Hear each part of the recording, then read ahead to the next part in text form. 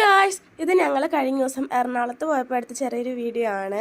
പോകുന്ന വഴിക്ക് ഞങ്ങൾ വാപ്പിയുടെ വീട്ടിൽ കയറി. അങ്ങനെ അവരുമായിട്ടാണ് പോയത്. എപ്പോഴും പോണ പോലെ തന്നെ 2 വണ്ടിയിലാണ് പോയിട്ടുണ്ടായിരുന്നത്. പോകുന്ന വഴിക്ക് പെട്ടെന്ന് ഇട്ടൊരു പ്ലാനാണ് ഫോർമാലിൽ കയറാമെന്ന്.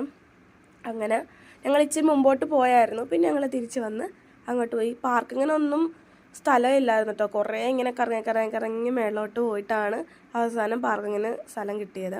പിന്നെ എവിടെയെങ്കിലും പോയ ഒരു സ്നാപ്പർ നിർബന്ധമാണല്ലോ.